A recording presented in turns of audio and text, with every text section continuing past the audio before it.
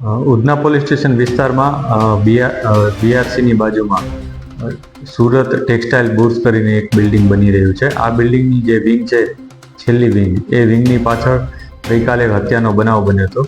આ બનાવમાં હકીકત એ મુજબ છે કે હત્યા કરનાર વ્યક્તિ અકલેશ ઉર્ફે કાલુ અક્કુ એ કરીને એક વ્યક્તિ છે જે ત્યાં મજૂરી કામ કરતો હતો. એ પોતાના પત્ની સાથે ત્યાં રહેતો હતો. એણે પોતાના પત્ની અંજનાબેનનું ચપ્પુ મારીને હત્યા નિપજાવી દીધી હતી.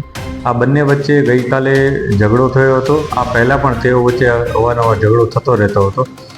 આ બાબતના સાક્ષી એના જે રિલેટિવ્સ છે એ પણ છે ત્યાં હાજર છે.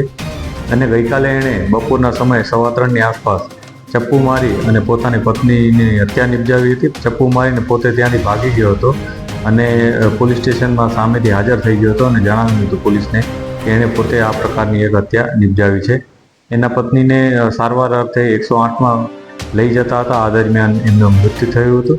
પોલીસે કાયદેસરની કાર્યવાહી કરીને ધરપકડ કરી છે આરોપીની. આ ઉપરાંત જે અન્ય જે પુરાવા છે એ અને સાક્ષીઓ એના નિવેદનો પણ અમે લઈ રહ્યા છીએ અને એફએસએલ બોલાવી અને જે સાયન્ટિફિક એવિડન્સીસ હોય એ ભેગા કરવાની અત્યારે પ્રક્રિયા ચાલુ છે.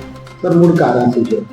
આ સમગ્ર ઘટનામાં અત્યારે જે માહિતી છે એ મુજબ જે આરોપી છે એ અને જે મરણ જનાર છે, બંને પતિ પત્ની હોય, બંને વચ્ચે અવારનવાર કોઈને કોઈ કારણસર ઝઘડા થતા હતા. પારિવારિક ઝઘડાઓ હતા. પરંતુ આ ઝઘડાના શું કારણ હતું એની અત્યારે પોલીસ તપાસ કરી રહી છે. અગાઉ ઘણી વાર એમના વચ્ચે ઝઘડા થયા છે અને બંને લોકો અહીંયા મજૂરી અર્થે આવ્યા હતા. બંને મૂળ જાંબુઆ મધ્યપ્રદેશના રહેવાસી છે અને આ બીઆરસીમાં જે બિલ્ડિંગ બની રહ્યું છે એના મજૂરી કામ અર્થે અહીંયા આવ્યા હતા.